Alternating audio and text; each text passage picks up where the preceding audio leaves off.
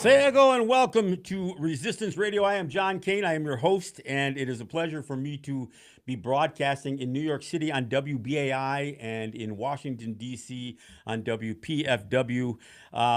Look, as I say every week, I could not be more grateful for these two stations carving me out some airtime to do a program and to talk about Native issues in a way that many of you will have never heard before. And I'm also pleased to mention that I have a guest joining me for the program today. But I want to get into a few things. First, I want to, again, remind people we are listener-supported radio. We count on your contributions to both WBAI and WPFW.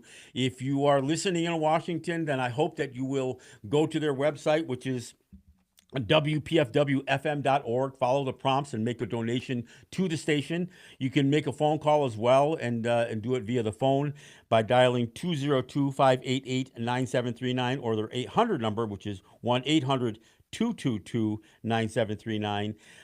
Look, we count on your contributions for these stations. We are in an ever-increasing time where the powers that be are trying to silence voices like ours, stations like these. So again, if you're in DC and you're listening at WPFW, please support the station. If you're in New York City and you're listening on WBAI, which is where I started this whole thing, then I hope that you will go to their website. And they've actually developed a website associated with their Buddy program, which is a sustaining member program.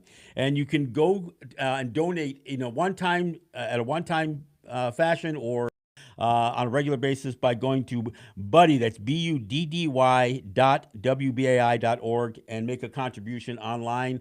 Or again, you can call their number, which is 1-833-922-4692. That's 1-833-922-4692. You can also use the letters. So it's 1-833-WBAI-NYC.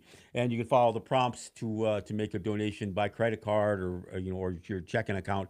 Look, if you get a answering machine on that number, please just leave your name and your number, and they will get back to you as soon as possible. Sometimes we get multiple calls at once, and they get deferred to a recording machine. So, again, please do support these two stations.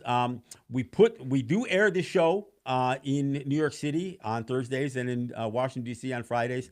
I also put the show up as a video on Facebook and on YouTube, and I also post this as a podcast. So there's many ways to watch this or listen to this. Plus, the stations themselves, they live stream, so you can ask your smart speaker to play WBAI tomorrow, or WBAI at 3 o'clock on Thursdays, or you can ask them to play WPFW at 2 o'clock on Fridays, and you can catch the show that way. So there's any number of ways to catch the program. I do post it up as a podcast under Resistance Radio with John Kane podcast, so you can find it there as well. As I mentioned, we are screening my film, the film that I've been devoted to over the last year, which is called The Long Hope. We are doing that, our first screening of the event here on the Seneca Nation territory of Cattaraugus. So we're excited to actually get our first public feedback. Now these are considered test screenings because we are still in the film festival mode for the films. We have been accepted into the Red Nation International Film Festival in California for November. It's the first one that had a release date on their acceptance, and so we have been accepted by the Red Nation International Film Festival. We're waiting patiently every day to see what other festivals have allowed us, but we're pretty excited about being in this one. This one is probably the largest Native film festival that we have submitted to. We're in a bunch of others, but and we'll see how those work out. So we're looking forward to having our film screened in California, in the heart of the movie making capital, I guess, of the world. So we'll see how that plays out. All right, so let me get to my guest. My guest is Tiana Morano, and I hope I said the name correctly. Sometimes, Yes. okay. Tiana is Shinnecock, but she happens to live in the Connetquot school district. So look, you've all heard me weigh in on the mascot issue. You all know the role that I played in getting the statewide ban here in New York State. My interaction and my working with the New York State Education Department, NYSED. The fact that I've sat on the state's Indigenous Mascot Advisory Council, all that. I've spoken about this at length, but this is the first time that I'm actually speaking to a Native person who is not just a loose descendant with some ancestry, and I'm not condemning those people who may not be as culturally connected to their lineage as Tiana is. But Tiana, you are Shinnecock. You are and I hate to use, I don't even like the expression enrolled member, but you are a part of the Shinnecock Nation. But you do Yes. happen to live in this school district, and that's correct. Yes. Okay. That is correct. Yes. In All right. between where I grew up and between the reservation where I also grew up is Ronkonkoma. And you have family, and that you're closely associated with still there, I assume. Yes. Okay. Yes. So my grandmother's house is now a BIPOC artist nonprofit. So artists can they can stay there for free and do artwork. And I have family that still live there. And my grandmother who passed 25 years ago, lived there from the late 1960s, I'm thinking, until her death in 1998. So you obviously are very familiar with the tensions and the interactions between the wealthy white folks, and not always wealthy, but the non-native people of that area, and the people, and your home, and your people. I mean, Yes. there's oftentimes this association that somehow the indigenous people have been so marginalized that they can be dismissed. But I think the Shinnecock have been ever moving forward to assert their standing and their identity. And I know there's the whole issue about federal recognition and that kind of stuff. But beyond that, which is kind of a technical designation, I mean, I've been associated with folks down there in Shinnecock territory for many, many years. We've stood side by side together as we've taken on New York State over things like taxation and regulations and hunting and fishing, Yeah. and any number of things like that, as well as with the Unkachug out in Puspatuck. So we've always, as a Mohawk living here on Seneca territory, we have always had a strong relationship with our brothers and sisters from the traditional lands in Long Island. Yeah. So I know that, and like I said in the intro, the role that I've played in getting this ban across in the state is kind of a unique thing, because I didn't launch a high dollar campaign with lobbyists and lawyers and PR firms to make this happen.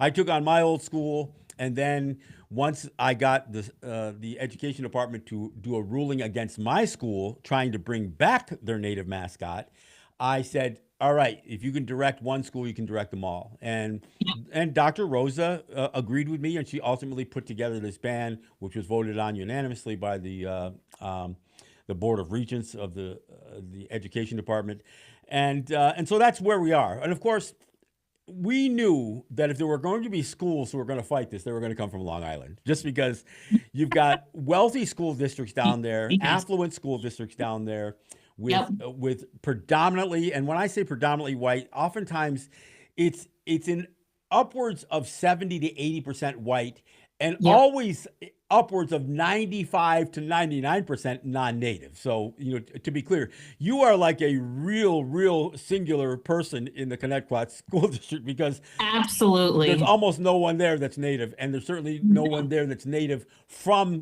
to Long Island, as far as that goes. Yeah, and that's one of the things that people are arguing with, about. Oh, is she really native? She's not on the census. Well, there are people who are native and other things. They don't have to put only native. So yeah, that's one of the arguments in this district right now going on behind the scenes. How is this native here? Why did she move here? But of course, they have no problem, endearing themselves to that Nagat group of people who are Exactly. mostly frauds and wannabes themselves. So it's kind of absurd that your lineage and your identity is questioned when it's pretty clear who you are and where you're from. So, but and it really goes to the underlying issue, which is never about honoring or respecting Native people. It's really about taking, and you're witnessing that firsthand there.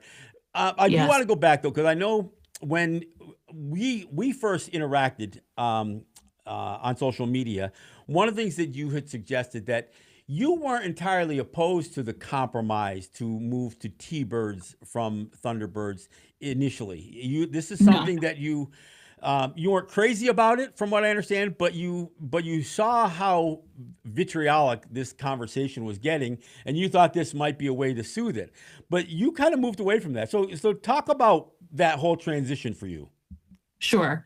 Yeah. So, I moved here 10 years ago. So I've been here quite some time. And I remember starting to hear talks about the mascot in the beginning, and I'm getting texts, how do you feel about it? I mean, like, I was so busy at that time. I was like, you know what? I don't know how I feel about it. It's one of those things that I haven't even thought about right now. And, my Native American advocacy didn't come into play until, the most recent few years because I've had more time to really understand who I am. So over the years, I've seen this play out. And then this past year, it has been just, it's so intense. So, there's a side that wants Thunderbird always and forever. And then there's a side that really wants to compromise, even though the majority of the community says they want this Thunderbird to stay in place. Do they really feel that way? Are they really that passionate? And I'm going to tell you, probably not. I mean, I've gone to the board meeting. I see that there's not a lot of people there, even though they say it's a packed house. Okay, maybe you have 25 people, 30 people, mostly, upper older people. I'm not seeing young people coming fighting for this word. So So, so it's not the students. It's mostly people who are like alumnus and that kind of stuff. People, older people. oh, yes. Yeah. All alumnus, the students don't even know. I've been talking to my older son who's going to be 14 about it, and he had no idea, neither did I. So we learned about it together. And I asked him, if I start to go public, I want you to be okay with that. Because at first I didn't want to. I didn't want to be known as, oh, she's the one who claims she's native. And then, I don't want to be on the radar. I want my kids to just get through this school and not have to feel like they're being, pointed out by Well, anybody. and that's So, that's a valid concern because I know people, and obviously I put myself in the public eye, so I accept the consequence of that. But to be but to be asked and then to weigh in with your opinion and then to be condemned for it and targeted and oftentimes sometimes even threatened or harassed or verbally assaulted over this stuff, that's a real thing. It's happened historically for everybody from going back to the University of Illinois, to I've got a good friend Donna Fan Boyle down in Pennsylvania who's been taking on the Neshaminy High School. They call themselves the Redskins.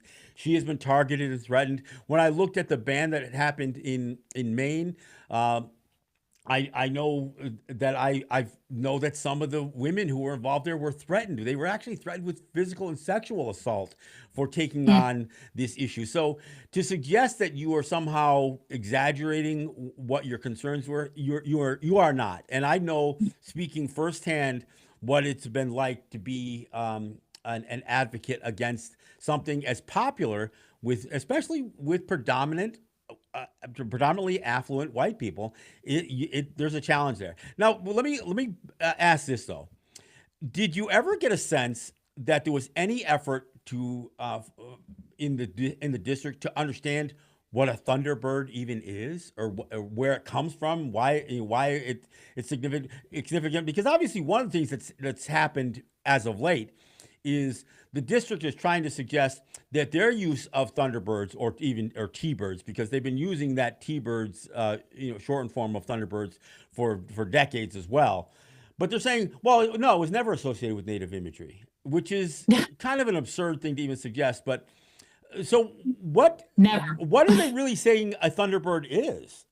Right. So they're saying that Thunderbird, when they have NAGA involved and all that, they're saying that Thunderbird is a native name. Why should we take it away? All the streets are named native names. Ronkonkoma is a native name. How could we erase history? Right. No, but not one person. So over the years, as my children have gone through school, and my parents did the same for me in the Glen Cove School District, I've gone in and I spoke to the children of their classes. I've even had people from Shinnecock come and do a ceremony with dancing and everything. So the school district has known I've been there, but they haven't even connected the dots. I'm not going to say that they've ignored me intentionally. I feel like it's more of oh yeah, I remember that. Not even connecting that I am native, I'm living here, my children are native, and Thunderbird may mean something to us. But not one person, the board, the superintendent, nobody has asked me to come in and speak about what the word means. And I did say that at the board meeting. Not one person has asked my opinion. And don't get me wrong, I like people on the board. There are certain people that I really do get along with, and I really do want to teach everything to. But not once had they asked me until I started speaking out. Well, and they And not that's only it. that didn't ask you. They haven't asked anybody from the Shinnecock Nation. They haven't Nope. asked anybody Nope. from the Uncochug people, the Puspatuck. But rather they reached out to this group of frauds that has a clear agenda, which is to fight for white people using native mascots. That's what they do. I mean, Correct. that's what this Yes. Native American Guardians Association, and they have been dismissed. They've lost every legal action they've ever engaged themselves in. And some of these schools, like Massapequa, they've actually contracted with these guys for Yeah. something. We don't even know what their contract is for. But so they had no problem reaching out for a group whose only singular agenda is advocating for native mascots rather than Correct. asking the native people, yourself included, who live Yep. there, who have a familiarity with the history. One of the things that I talk about in my film is the fact that our identity comes from the place that we live. Yep. In Haudenosaunee, we say Ongwe Ungwe, and what it means is that we are the original people from the land, and that we are connected to the land both in the past and into the future. It's the land that created us. So while some people want to get hung up on single point origin theory, we say that we were created here. That the Yep. land is what created who we are from an identity standpoint. The land is where our languages were developed from. It's where our culture was developed from. So everything is about the association that we have with place. So when when we get dismissed in this conversation, especially on some of these cultural issues. Now, I realize that Thunderbirds is a little different than some of the other logos and mascots, because what happens when you call yourself a chief or an Indian or a warrior or a redskin or whatever else, you're actually claiming that identity as yourself. Now, I'm not saying that there are people running around in Connetquot claiming to be a Thunderbird. I mean, they're saying that we are the Thunderbirds as a team, but it's not. Right. But it's still the appropriation of culture, and there's Yeah. only one origin or etymology to the concept of Thunderbird, and that's a native origin, and it varies from territory to territory. Like I said, Thunderbird isn't a Haudenosaunee concept necessarily. We don't have that story, but I know the Algonquin do. I know on the Southwest and the Northwest. I mean, there are nations across the continent that have used a concept that has been translated in English to this word Thunderbird. So Yes. when NICEAD accepted the narrative that Connetquot offered in the settlement agreement, which was to say their use of T-birds has never had a native association. What they did say was that it was never associated from an imagery standpoint, which even that's not true, because although they've now taken a bird and stuck him in a sweater with a lightning bolt on the breast, Yeah. and that's what they're predominantly using as their mascot, as well as putting a kid in a bird costume to run around. which is exactly what this ban was supposed to stop. The idea Right. of cartooning our culture and making turning it into buffoonery was exactly what this was supposed to stop. The idea of caricatures and cartoons of our iconic images was what this ban was supposed to stop. So when Connetquot says we never had a native association with the imagery. Well, I agree. A bird in a sweater with a lightning bolt has nothing to do Mhm. with who we are. But that's not what they always used. In fact, Right. as East Islip was, as the school districts were reshaping themselves, and in the 60s, when Connecticut became its own school district, that word Connecticut was already associated with East Islip. I think that's what they even called their yearbook. And they were the Redmen, and they used Yeah. Thunderbirds in their in on their yearbooks and that kind of stuff. And as Connecticut developed its a mascot and called themselves the Thunderbirds, it wasn't a bird in a sweater with a lightning bolt. It was a full eagle form of an imagery. It really was akin more to some of the native imagery in the beginning. Now, over the years, they've gone more to this kind of cartoonish, mascot, a kid in a costume kind of thing. But for Nysaid to have taken the position that they didn't think that he could argue against Connetquot's position that they never used native imagery is really an absurd thing. Because for one thing, the rule that they cite in this agreement, which is they call it Rule 125, it wasn't just about imagery; it was about native reference. And Yeah. let's face it, T-bird is just a shortened version of Thunderbirds. You can't disassociate T-birds from Thunderbirds, and you can't disassociate Thunderbirds from native imagery.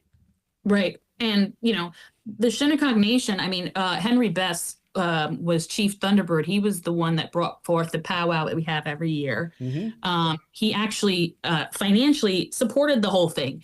And everybody knew that the whole island knew Chief Thunderbird as people became more aware of the tribes on Long Island. Everybody was aware of it. I mean, Um, Margot Thunderbird was a very clear activist. She was involved in AIM, and she yes. did the Jim Thorpe run back in the day. Margot is another person who bears that name and is in that area. So I know these folks. I mean, like I said, we've been associated with a lot of the struggles that the Shinnecock and the Uncochucks have gone through in their territory. So yeah, I mean, to suggest there's no association is just an absurd proposition, and that's why I basically have told the folks at NICED that they sold us out, and even their attorney reached out to me because one of the things I said, look, this has got the smell of Trump on it too, and they said, well, no, it's Trump's got nothing to do with it. In fact, his advocates are arguing against the settlement for T-birds over Thunderbirds. And I understand that. It's one of those few places that I agree with the folks from Naga, is that T-birds is a native association, and they're arguing that why change it to T-birds if you're going to keep it T-birds? Then you're recognizing that we have the right to do this in the first place. So, Right. I mean, I don't agree with hardly anything that they say, other than I do agree with the fact that T-birds is definitely a reference to Thunderbirds and is definitely a reference to native iconography. Right. And the people who have reached out to them want to keep this Thunderbird no matter what. I mean, all the responses are T-bird forever, T-bird forever. And then all of a sudden when, they did settle, however they did, Towards oh T-bird, now they no, don't even want that, right? no, T-bird, no, I was a Thunderbird, and then at the board meetings, they're bringing their old yearbooks and showing how sentimental this word is Well, to and them. really, that's all that NICED had to do was look at their old yearbooks. I dug up the few that I could find online to pull some imagery. But if NICED wanted to do its work, do its homework, I mean, their homework is associated with education. They should know this, right? If they want to do the Yes. research, they could find plenty of imagery in the Connecticut School District's yearbooks that show the connection to native imagery. So, I mean, the fact that that got this, buffoonish, bird in a sweater that they've been using for the last couple of decades. And frankly, part of the reason for doing that is so they can dress up a kid, to run around a gymnasium in this thing. I mean, so Yeah. It is kind of absurd, but it is there. The infighting, and I mentioned this in our correspondence. The infighting that's happening there between those who now want to reject T-birds, which they've been using for 2 decades, like I said, because it's discarding Thunderbirds is almost funny to watch in a way. Yeah, yeah. I mean, I really should back off and let them just go at it. But I really felt the need to speak up. I mean, I've been, I blame you because I started listening to your podcast and I said, what am I doing? Like, why am I being quiet? It's a weird position to be in where I am right now. I went to I when should speak up. I went to school at Cambridge Central School, and my sister and I were the only Native kids in the school district, so I know what that's like. But I'm old. I went to school back in the '70s, so um, there wasn't this fanaticism associated with mascots back then. There really wasn't. I mean, so what's happened not only as pushback to the resistance to native mascots, but just in general, the whole idea of sports fanaticism or fandom or whatever you want to call it has really gotten to the point. I mean, this. I mean, if you look at what happens at professional football games, I mean, I used to cite the Philadelphia Eagles and Flyers fan who used to show up when they were either playing the Blackhawks or the Washington football team, and he would pull out a duffel bag with a rubber head in it that had native makeup on the face and a headdress on, and he would impale that head with a saber and then hoist it up Right. over his head at these football games. You can find it. You can find impaled head, Indian head, if you look it Mm, online. And so this Phillies fan, this Philadelphia fan he would get all over television. In fact, when the Flyers were playing against the Blackhawks in the Stanley Cup playoff, they used his image, a live shot image of him in the stands with this impaled head hoisted above his head, all of the fans going crazy, clapping for him, and they used his image as the backdrop when they posted up the score when they went to break. I mean, they were putting him on television. That's what they did. And I yeah. ask, how do you explain that to your 7-year-old grandkid that you decide to take to a football game or a hockey game? How do you explain what that is?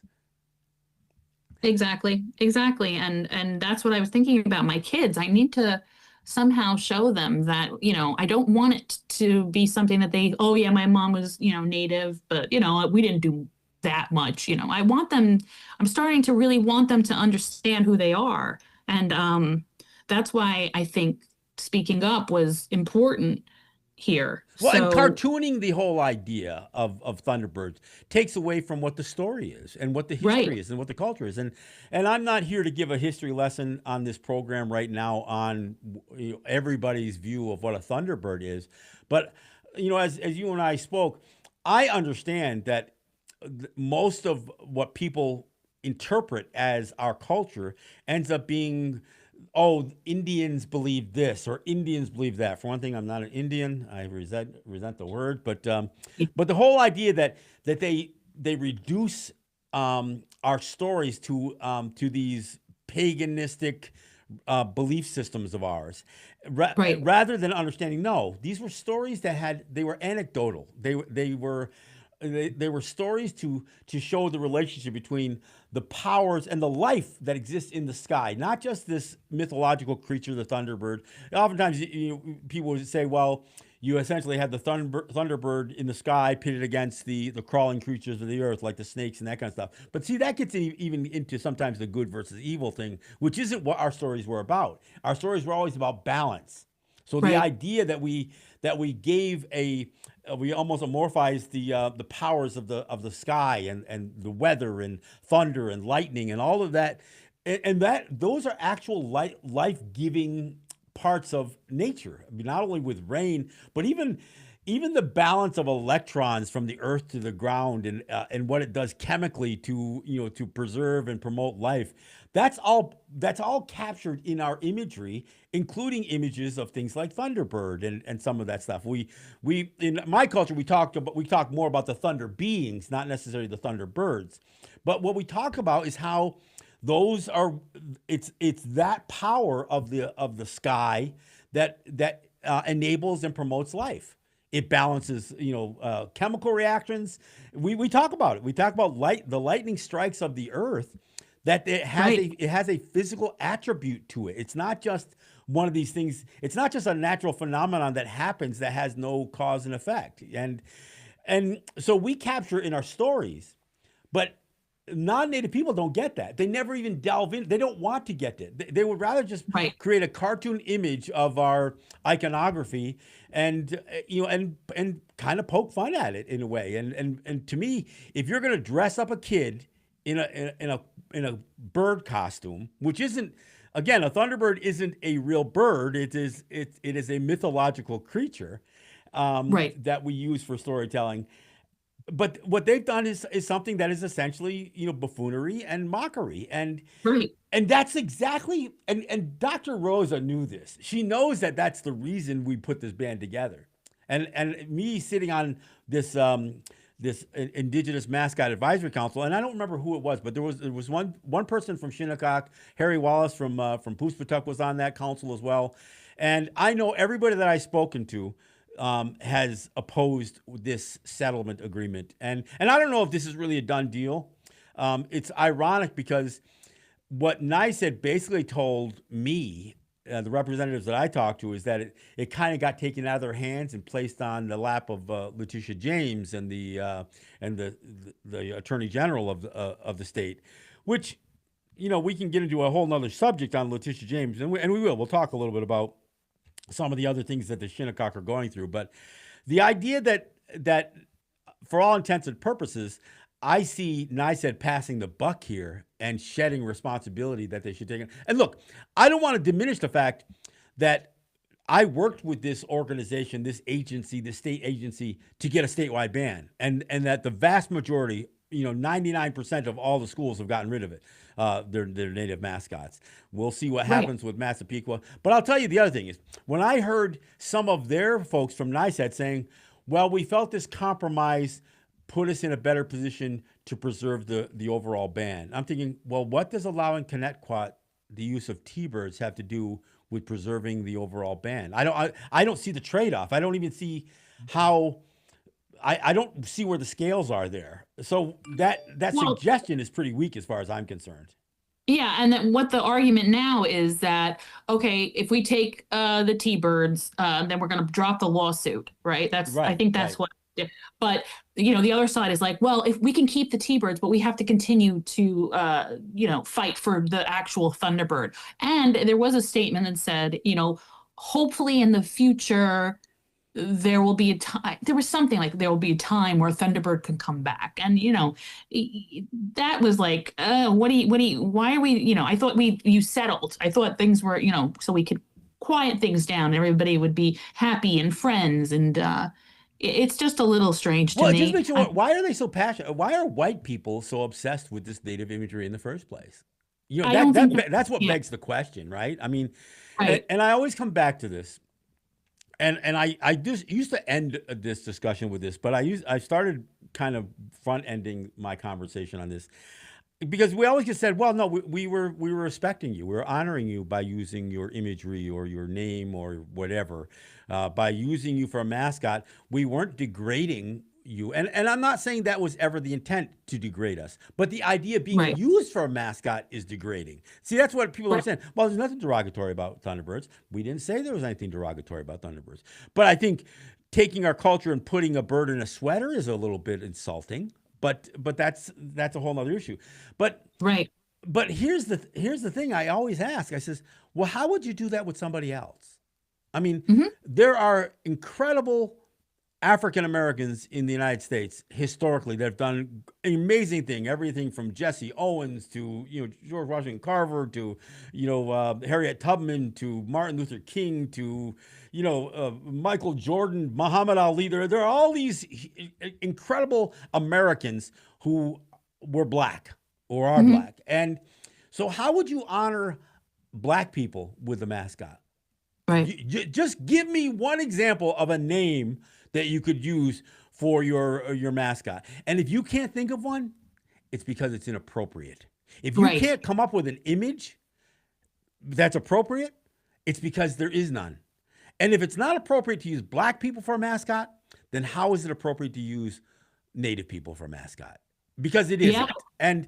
And when I get to that discussion, and I kind of went straight up with people, they deflect. They don't even want to address that issue because what I said is it's not even just about whether you could find an appropriate name or image to honor black people. How do you think black people would feel? I Hmm. mean, if all of a sudden people, because they chose a black mascot, decide to show up in the football stands with in blackface, do you think black people would be okay with that?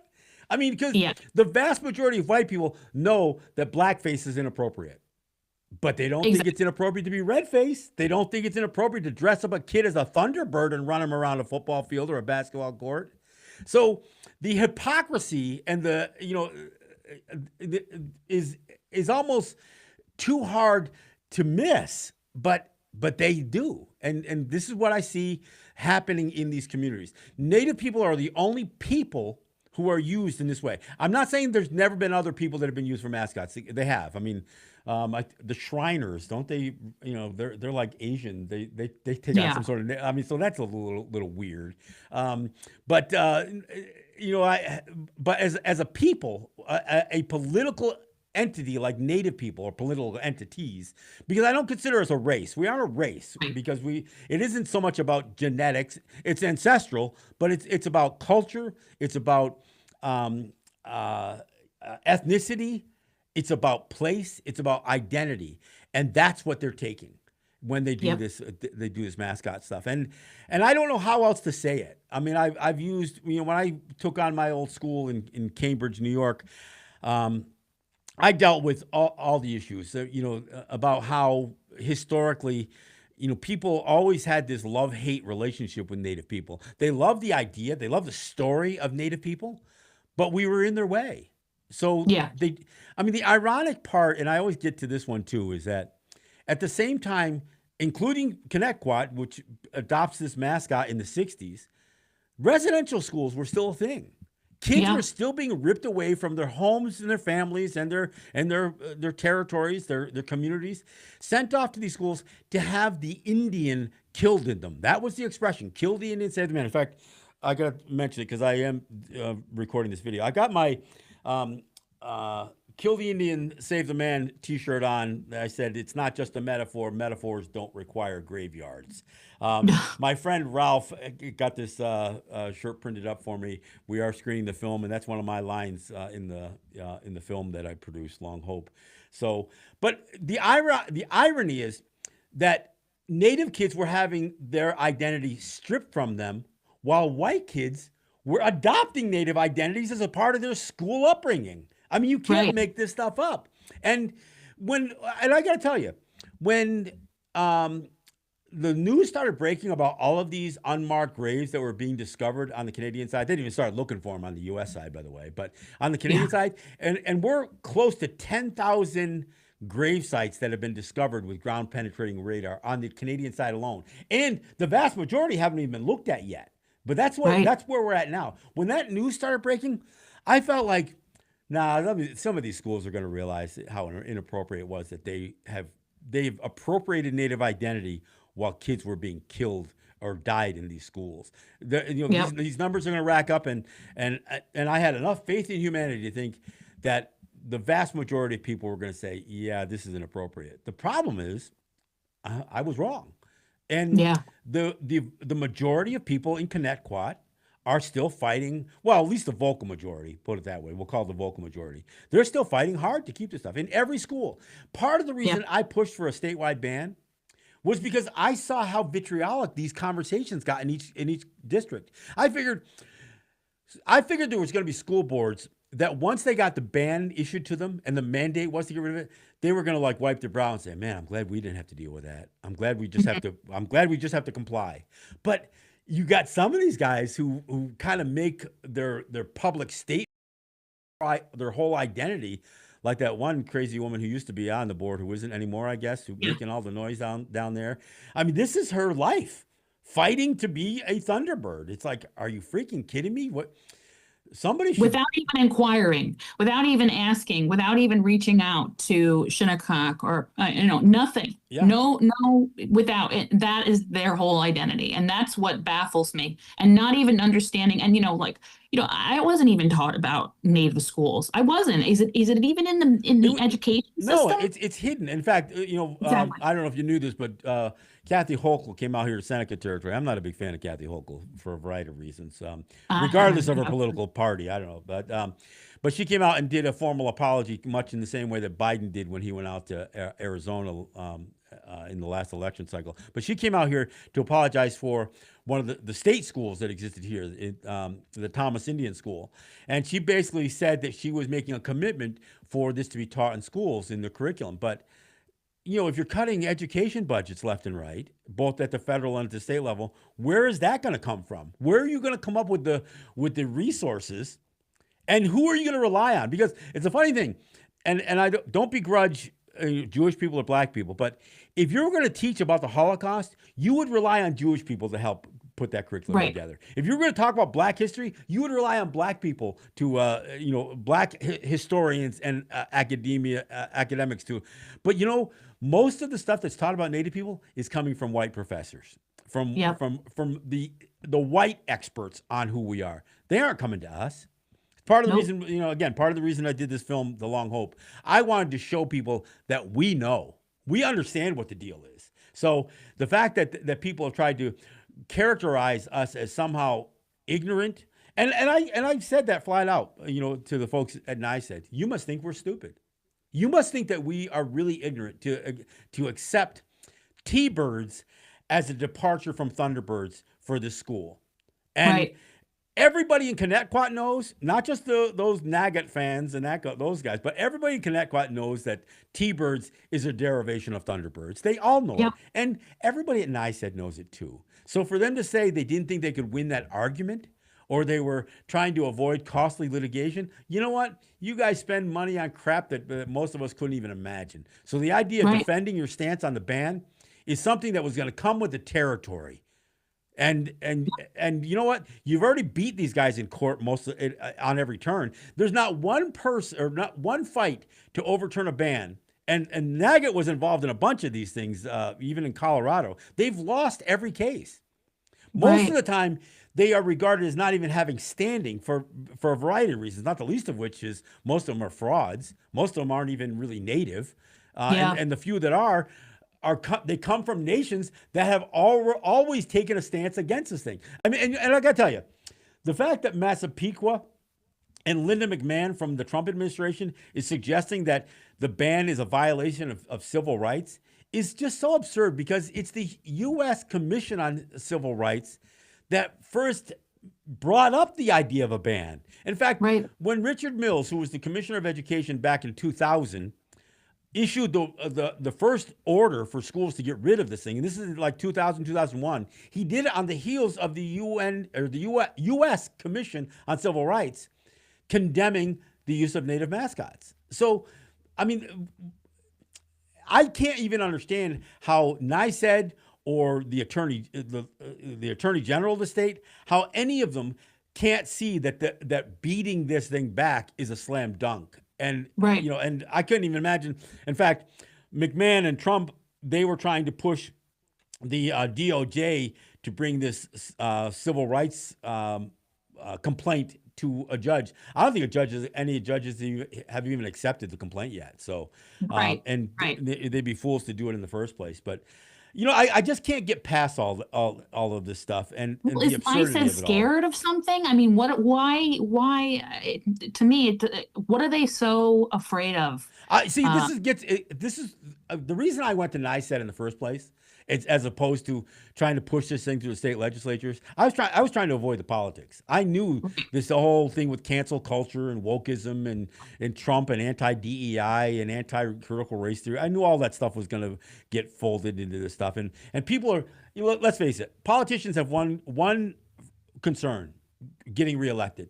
Either yes. getting elected, and once they get elected, they don't want to lose anybody from their base. And so that's why they pander to this idea of populism on issues like this. And so I believe what's happened here is I think pressure did come from the attorney general's office to make a Mm, settlement, yeah. and to do something that, even though I know this is distasteful for NICEAD, but they won't. They won't declare mutiny against any of this stuff. They're, like I said, the folks that I've worked with closely over the years on this, and I have been directly involved in this. Um, they all are trying to backpedal, and Mhm. it's really unattractive to see the way they're doing it. And again, I would look forward to the opportunity to talk to Dr. Rosa over this, but unfortunately, she had a death in the family, and I wasn't going to belabor her with this issue. But someday I'll get a chance to talk to her about this, and I know that she's pretty candid in her views on this stuff. So I'd be interested to hear what she has to say ultimately. Whether Yeah. and look, and whether this deal goes through, which I haven't seen a signed copy of this deal yet. Um, I say never. I used to tell all of these schools, it's not a question of whether you get rid of the native mascot; it's a question of when. Hmm. And I'll still say the same thing about T-Birds or Massapequa or any of these guys. And frankly, I say the same thing about the Kansas City football team, the Chicago hockey team, and the Atlanta baseball team. Never say never, because Right. we're coming after all of you. And Right. my work isn't done because I'm not confined to New York State. I'm trying to work with the folks in Pennsylvania and Ohio and Illinois and every place else to rid this thing. And I want to be clear, it's not because I think this is the highest priority in my life. It isn't. I mean, I have a lot of things that I fight for when it comes to Native people, including missing and murdered Indigenous women. This, proper restoration of the damage done by residential schools.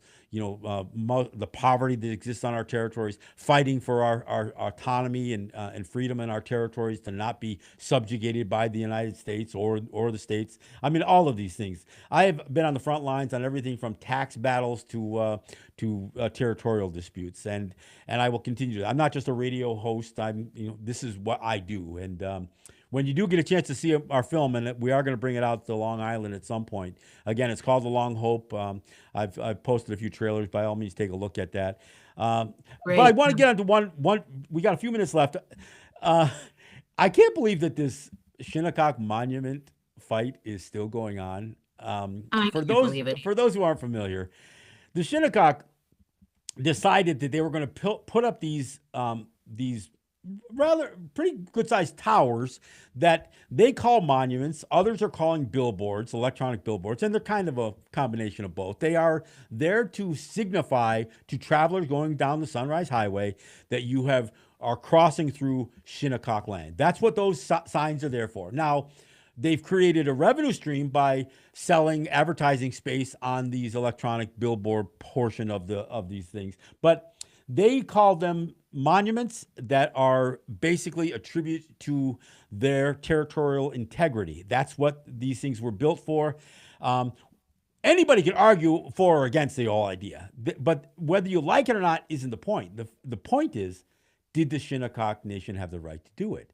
And Right. white people started screaming bloody murder. All these white people who built these obscenely ostentatious homes in the Hamptons and other places where they've earned this reputation of, ridiculous amounts of wealth and partying and all kinds of other stuff. Those people felt like these monuments somehow affected were eyesores to their lifestyles. That's their argument that white people are making. Yeah. What do you know as the latest of this, and what are your thoughts overall? Not just about whether you like them or not, but about the right to do them. I think this is our land, and it was determined to be. It makes no sense to me, and they're nice, but what I think is that this is just people in the area who don't want to have a bright light shining towards their mega mansion, and just to argue a point when other places have these displays, and it's not an issue. It's just that area that they live in is just full of people who believe that they have a right for a beautiful view of all sides of their homes and nothing should be in the way. It hasn't caused any accidents at Of course all. not. I It's mean, been it's not a DOT issue. No, but I get it. right. There are some places that ban billboards, period, electronic billboards. But that ban doesn't apply once you enter the distinct, lands of the Seneca, of the Shinnecock people. I mean, you have the right to build them. I mean, that's at the and the idea that Letitia James has been very vocal about this stuff. I mean, she's actually led the charge against them as the state attorney general, and so it's ironic that she is involved is as the representative for New York State on this ban of the mascots, at the same time that she's representing these wealthy white people in the attempt to shut down. I mean, look, and these things are built. So they tried to Right. do the cease and desist during the building process. I think there was one up that they hadn't had the other one completed, but they failed to effectively stop them from building these things. Now they're up. Right. So the idea that they're trying to get these guys to remove them is really just arrogant and cocky. It's amazing to me. Right. Because they didn't listen to the cease and desist. So now it's like, oh, well, now we're going to keep pushing and keep pushing. And I think it's just ridiculous in the end. It makes no sense to me, And most of the and people who are advertising are the non-native businesses in the area. they're So all on it. I mean, there's a few, but I mean, they're hospitals. There's, huge entities that are advertising on them. Okay, so now what? and they're You offering know? like PSA messages on them. There's all kinds. I mean, there are these are not just obscene. I mean, it's not like they're advertising strip clubs or cheap booze and Right. stuff like that. I mean, no, I think they're. I mean, there are real estate companies. There are law firms. I mean, I saw some of the advertisements that have cycled through them. I mean, these they're advertising the businesses of the area. Right. So yeah, yeah, again, sometimes I'm just amazed that we have to have this any of these fights. I mean, you know, just have a conversation with us a little bit. Understand that Right. we are not the same. And and this is where part of what I did in our film was to say, look, you don't own us. We aren't a part of you. Now, I'm not Hmm. saying that we're better than you or that we're lesser than you, but we are distinct. We predate your existence here, and there are certain things that we're going to evaluate different than you do. Our perspective is never going to be the same as yours because you came here escaping something. That's what everybody who's come to that's not native has come here escaping something, whether it was poverty or tyranny or oppression, whatever it was. They came escape, and then they brought everything that they escaped from with them. That's not who Right. we are. That's not who we Yeah. are as a people or as peoples, because there are common threads that lace through all native peoples, indigenous peoples, whatever the expression is people are used to using. But I think this is it's valuable that we stand up to their attempt to regulate all aspects of our lives, and part of it isn't just to do things that are perhaps dangerous or irresponsible. It's just that we have a different valuation system, and it's not just about dollars and cents. It's not just about how much you can degrade or resell or extract from the planet. We have a different value system, and whether we want to condemn theirs or not is not the point. The point is we're just saying I'm not saying that our culture is better, but it's ours and it's different. That's it. Right. Yeah. Right. And have a conversation. Yeah, Don't because I don't think there's something to be learned. I mean, part of the right. whole thing is that, we look at where the United States has gone to politically, economically, environmentally.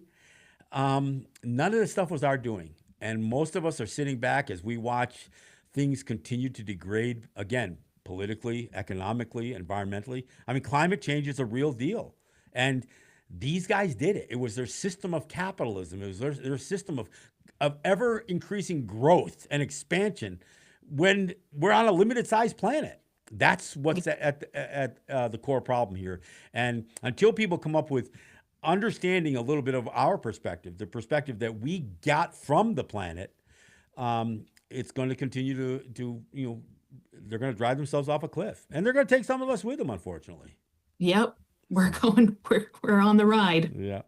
Well, Tiana, I want to thank you so much for joining me. It was great to talk to you.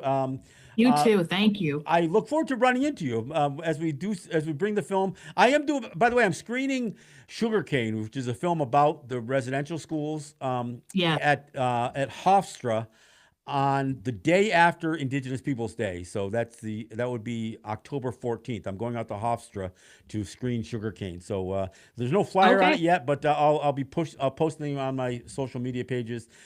If you get a chance to come out, I'd love to see you. We could meet in person. Yes, I'll make a point. Okay. Well, thank you again for joining me. And look, folks, I want to thank you for listening to the program. It was a pleasure to have somebody from the area directly engaged and involved in this controversy to join me here. And I hope that you believe it was a privilege to hear it, because this is the kind of stuff you're going to get on Resistance Radio.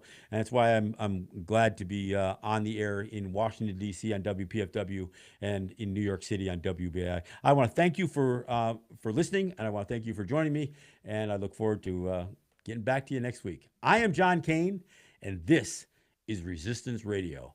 Yahweh.